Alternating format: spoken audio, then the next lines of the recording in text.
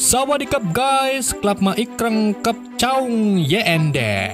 Gimana guys puasa kalian hari ini? Pada lancar kan? Lancar dong pastinya ya.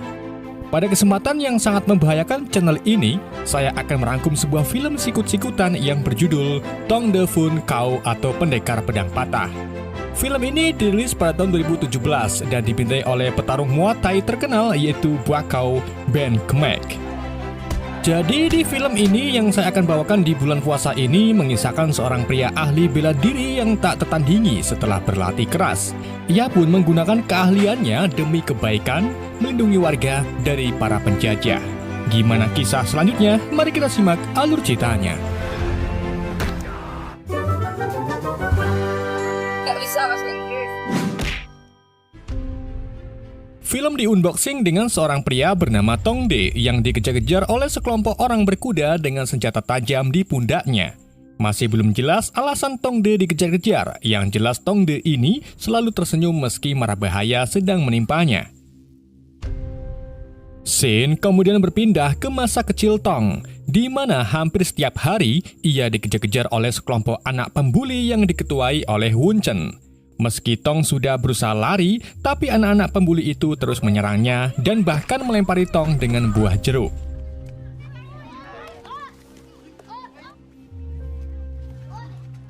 Setelah mendapatkan pembulian, Tong pergi ke perguruan bela diri Muay Thai di desanya. Pada masa itu, namanya bukan Muay Thai, tapi Muay Boran. Kebetulan pelatih perguruan itu adalah paman Tong sendiri. Dengan percaya diri, Tong meminta pamannya untuk mengajarinya bela diri. Tapi sang paman menolaknya karena memang pada saat itu anak kecil tidak boleh berlatih bela diri, takut disalahgunakan. Ketika Tong terus-terusan memohon, ayah Tong bernama Ayah tiba-tiba datang. Dia terlihat tidak suka Tong berlatih bela diri dan malah membawa Tong ke seorang biksu bersama ibunya. Sang ayah meminta bimbingan dari biksu untuk menasihati Tong karena memang Tong ini anak yang lumayan susah diatur. Tapi Tong menegaskan kalau dirinya ingin sekali belajar bela diri agar menjadi kuat sehingga bisa membela dirinya saat dibuli. Mendengar hal itu, si biksu pun membela Tong. Ia memberitahu ayah bahwa Tong ini sebenarnya memiliki bakat menjadi seorang petarung. Namun, si biksu memberi pesan kepada Tong, yaitu jika kamu belajar bela diri, maka gunakanlah ilmu yang kamu dapat untuk kebajikan, bukan untuk menyakiti. Setelah diberi restu oleh orang tuanya, Tong keluar dari kuil untuk bermain. Namun ternyata di depan sudah ada Wun Chen dan teman-temannya yang secara langsung melempari Tong dengan buah jeruk. Karena terus-terusan dibuli, Tong pun akhirnya memutuskan untuk melatih dirinya sendiri. Ia menggantung puluhan jeruk sebagai objek latihannya dalam memukul, menghindar, dan menendang.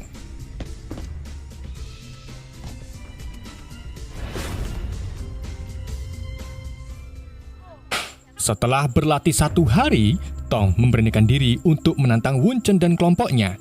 Ia memancing Wun Chen ke tempat ia berlatih. Dan disinilah Tong De menghajar satu persatu anak tersebut. Meski hanya berlatih 1 hari, namun kemampuan Tong ini tidak diragukan lagi. Ia mampu memukul Wun Chen sampai berdarah. Anak-anak lain kemudian minta Tong untuk berhenti karena telah membuat Wun Chen tak berdaya. Rupa-rupanya, Wun Chen ini anak dari seorang bangsawan yang kaya raya dan sangat terpandang di desanya. Setelah menghajar Wun Chen, Tong De memutuskan keluar dari desa untuk menjadi seorang petarung. Scene lalu berpindah ke awal saat Tong De dikejar-kejar oleh sekelompok orang berkuda. Kelompok itu ternyata dipimpin oleh Wun Chen yang sampai saat ini masih ingin mengajar Tong.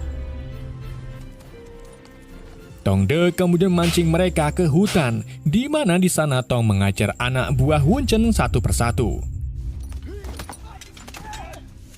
Meski Wun Chen menggunakan senjata tajam, tapi Tong mampu mengalahkannya dengan jurus sikut melintir dan dengkul kopongnya. Wun Chen kemudian mengambil salah satu kuda milik Wun Chen, lalu pergi ke sebelah sana.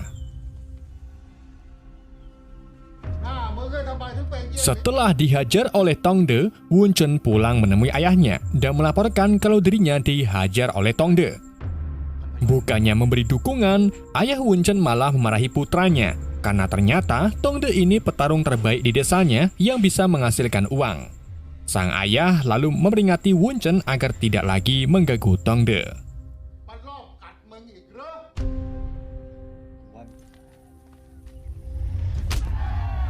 Di tempat lain, Tongde mendatangi tarung kebon yang diadakan oleh warga. Rupa-rupanya, hampir setiap desa zaman dulu di Thailand, para warganya sering mengadakan tarung bebas untuk berjudi dan bersenang-senang.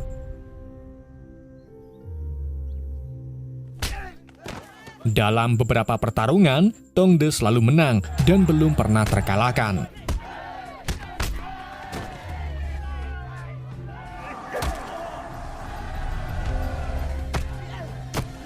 Namun pada suatu hari saat Tongde memenangkan pertarungan, ia ditantang oleh seorang pria bernama Kruhau yang sengaja jauh-jauh datang ke desa ini untuk bertarung melawan Tongde. Sebelum pertarungan, Kru membuat gerakan salam yang membuat Tongde merasa aneh. Hal itu tentu saja wajar, karena selama Tongde berlatih, ia tidak pernah dilatih tentang teknik-teknik dasar bela diri khas Muay Baron. Kok Baron sih? Boran. Di dalam pertarungan, Tongde dihajar habis-habisan karena semua serangan Tongde dapat dibaca oleh Kruhau.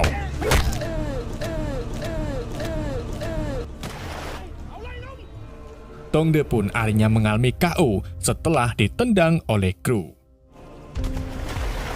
Bukannya menolong Tong, pelatih dan para warga malah meninggalkan Tongde begitu saja, karena sekarang mereka menganggap Tong sebagai petarung yang tidak berguna.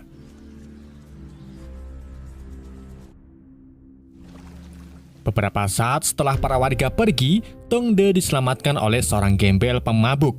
Kita sebut saja namanya Hamle.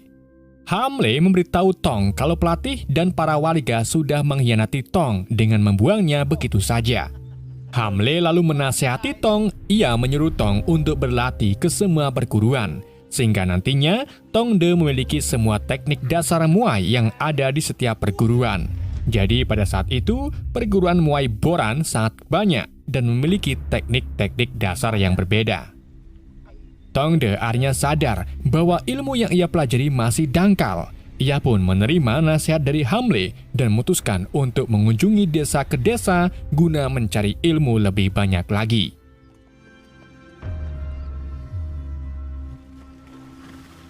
Setelah menempuh jarak yang lumayan tidak jauh, sampailah Tong di sebuah desa yang memiliki perguruan seni bela diri. Di sana, Tongde langsung mengikuti pelatihan secara diam-diam, tapi ia langsung diketahui oleh sang guru yang mengaku tidak pernah memiliki murid berkulit hitam kluwus. Saat diwawancari sang guru, Tongde mengaku sengaja datang ke sini untuk berlatih Muay Thai. Ia juga meminta pekerjaan kepada sang guru, dan yang lebih sempurnanya lagi, Tongde malah ingin menikahi putrinya. Kita sebut saja namanya Enli.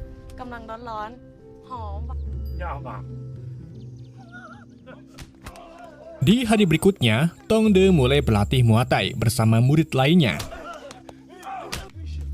Dalam pelatihan tersebut, sang guru mengetes keterampilan Tong dengan menyuruhnya bertarung melawan salah satu murid paling tangguh bernama Ahmasa.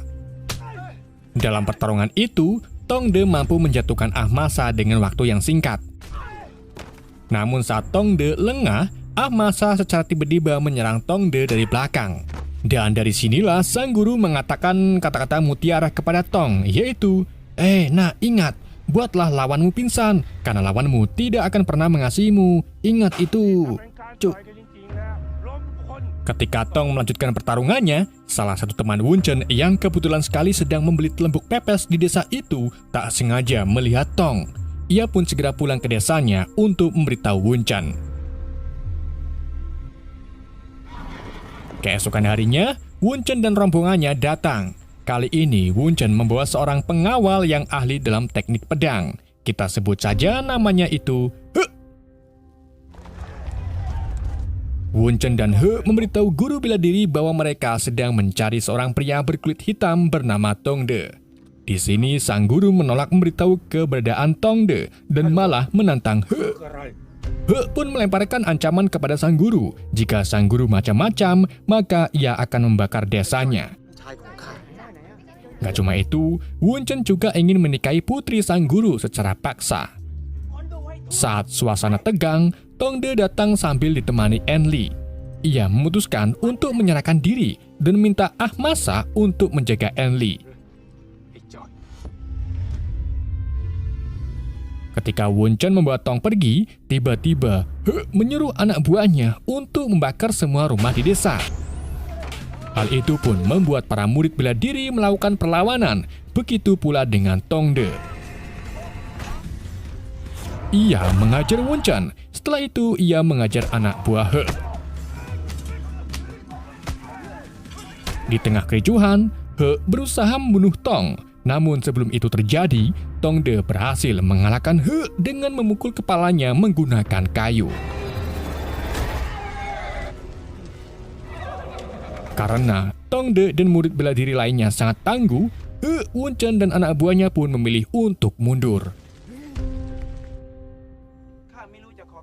Setelah situasi kembali normal, Tong De memutuskan untuk berpamitan kepada sang guru.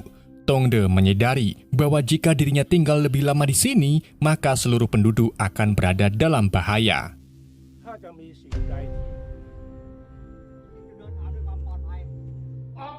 Sementara itu, ayah Wun Chen sibuk merahi Wun karena gagal membawa Tong De kembali.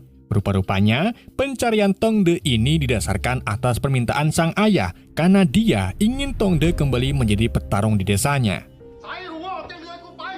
Setelah dimarahi, Wun Chen dan He berniat menghajar orang-orang yang sudah membantu Tong De kabur. Keduanya juga bahkan berniat menculik penduduk desa lainnya ke dalam hutan dan membunuh mereka satu persatu, guna memancing kemunculan Tong De. Ketika Tong De sedang berjalan melalui hutan, seorang pemuda bernama Bun Kat diam-diam mengikuti Tong De dari belakang. Ternyata Bun Kat ini ingin ikut dengan Tong De karena dia tertarik untuk belajar seni bela diri bersama Tong. Keesokan harinya, Tong De dan Bun Kat tiba di sebuah desa bernama Pacinan. Di sana mereka melihat panggung yang ditunjukkan untuk pentas seni. Bun Kat lalu mendekati seorang gadis bernama Ling Ling yang bekerja di panggung tersebut. Ia meminta pekerjaan kepada Ling Ling, tapi Ling Ling merasa keberatan karena hari-hari ini pengunjung sedang sepi.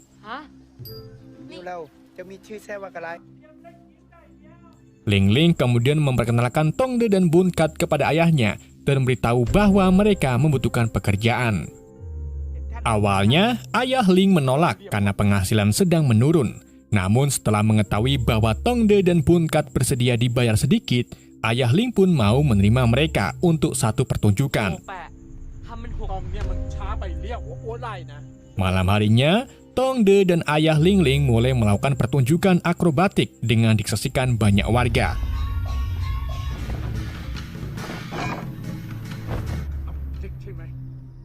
Setelah pertunjukan selesai, Ling Ling dan ayahnya mengajak Tong De dan Bun Kat mengobrol di bawah pohon. Ayah Ling ini ternyata seorang pemabuk yang memiliki visi, nggak apa-apa nggak makan, yang penting mendem.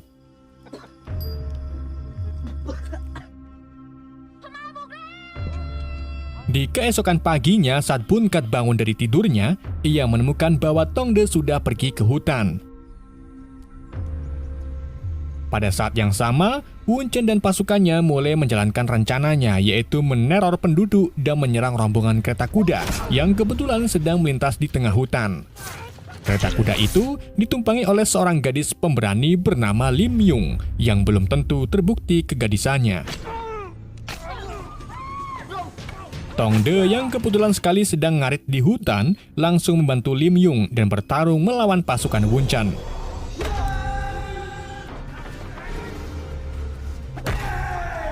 Setelah berhasil mengalahkan para musuh dan menyelamatkan Lim Yung, Tong De berniat pergi ke desa lain.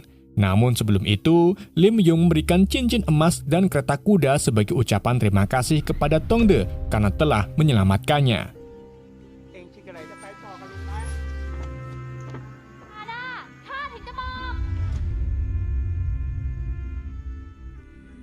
Singkat cerita, Tongde tiba di sebuah desa bernama Chop Tree. Di sana, Tong menemukan perguruan bela diri Muay yang didirikan oleh seorang guru, kita sebut saja guru kedua. Tong pun langsung mendaftarkan dirinya kepada sang guru, namun sebelum diterima, Tongde harus melawan satu murid yang lumayan kuat.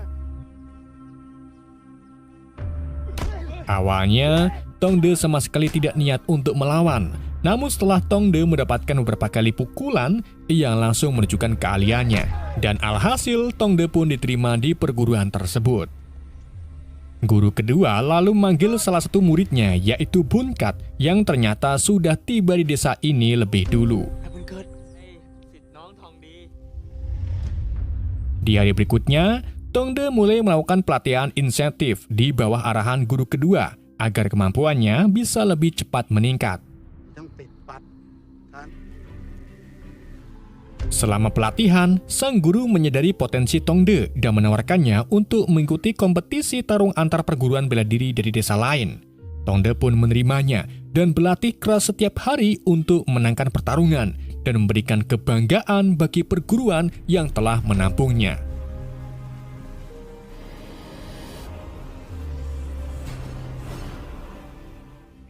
Pada hari kompetisi pertarungan akan diadakan, Tongde dan Bunkat kembali bertemu dengan Ling Ling.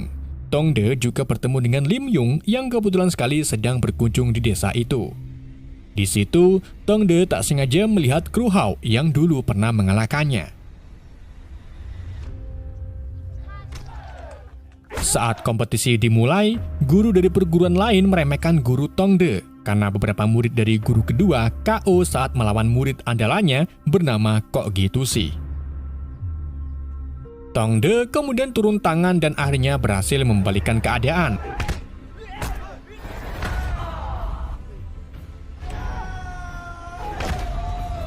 Gak cuma itu, Tong juga berhasil mempermalukan musuhnya dengan mengalahkan guru mereka.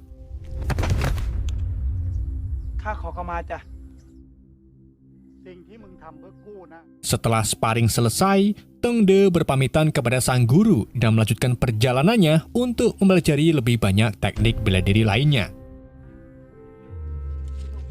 Dalam perjalanan kali ini, Tongde dan Bunkat pergi bersama Ling Ling dan Kok Gitusi yang ingin menjadi hebat seperti Tongde. Sesampainya di desa ketiga, Tongde dan yang lainnya bertemu dengan seorang master pedang yang pemabuk. Tongde, Ling Ling, Bunkat, dan Kok Gitu mulai belajar dengan laki tua itu dan memberinya beberapa botol alkohol sebagai pembayaran. Keempatnya berlatih sangat keras setiap hari untuk menguasai teknik pedang dan senjata lainnya. Singkat cerita, setelah menjalani pelatihan insentif, Tongde dan yang lainnya berhasil menguasai keterampilan menggunakan pedang dan menerima senjata sebagai hadiah dari pria tua tersebut.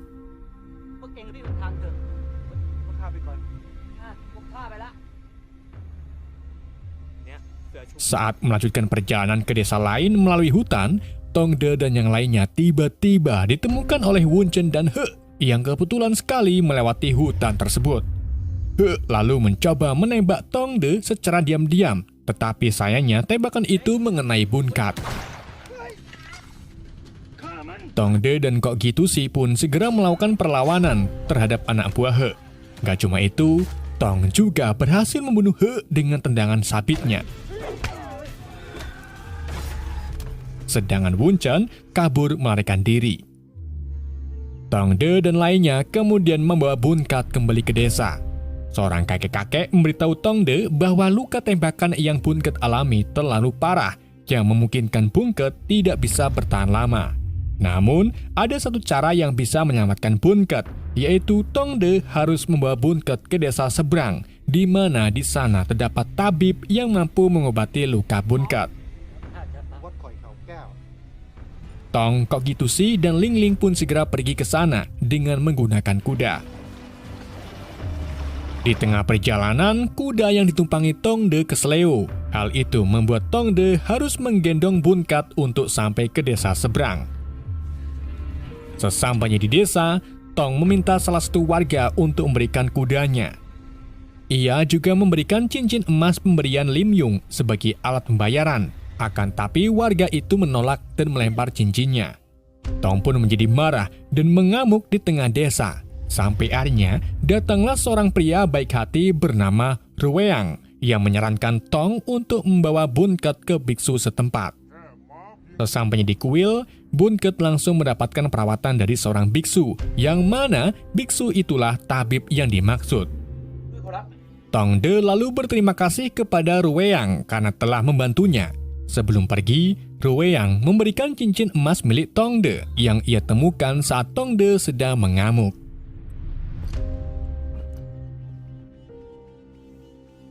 Selagi menunggu Bunket diobati, Ling Ling dan Tong De bertemu kembali dengan Lim Yung yang ternyata desa ini adalah tempat tinggal Lim Yung. Lim Yung lalu mengajak Tong De jalan-jalan di mana Tong De ingin sekali menyatakan cintanya yang sudah lama terpendam.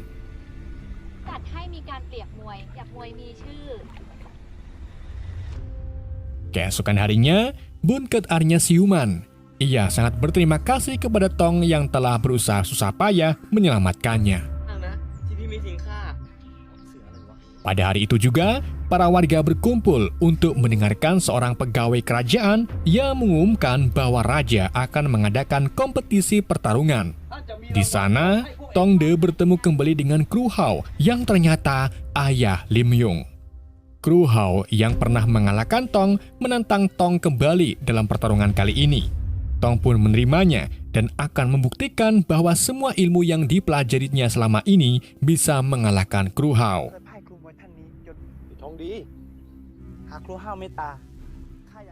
Singkat cerita, hari kompetisi antar petarung pun dimulai. Dalam kompetisi tersebut, terdapat 10 petarung termasuk Tong De, Kogitusi, dan Ahmasa dari perguruan pertama. Kogitusi kemudian berhadapan dengan Ahmasa.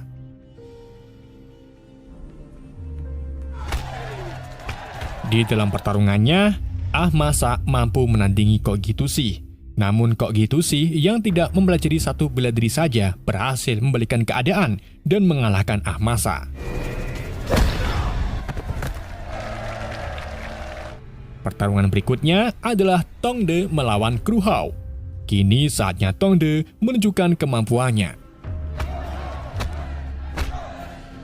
Dalam pertarungan itu, sang raja mempertaruhkan banyak uang untuk kemenangan Kru Hao.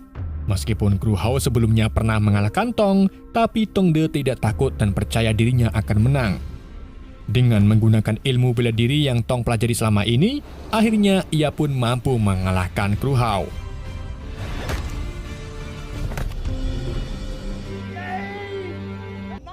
Setelah pertarungan usai, raja tampak terkesan dengan kemampuan Tong De karena telah berhasil mengalahkan petarung andalannya. Sang raja lalu memberi Tong De satu lawan lagi, tapi lagi-lagi Tong De mampu mengalahkannya.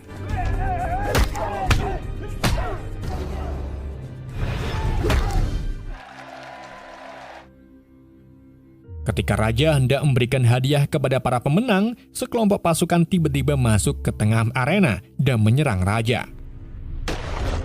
Pasukan ini dipimpin oleh Ruweang yang sebelumnya membantu Tong De menemukan tabib untuk menyelamatkan Bunket.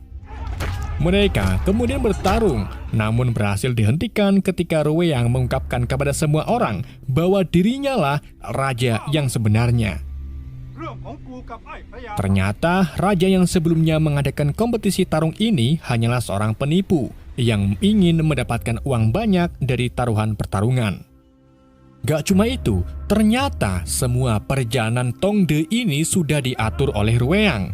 Dari dikalahkan oleh Kru Hao sampai tiba di desa ini. Semuanya Ruweang lakukan karena ia sedang mencari panglima perang. Dan Tong De lah yang akan terpilih karena dia memiliki jiwa kebajikan dan pemberani. Namun sayangnya dalam perencana itu, Letnan Ruweang gugur di tangan Tong De yang tak lain lagi adalah Setelah mendapatkan tatanya kembali, Ruweang mengangkat Tong De sebagai panglima perang kerajaan.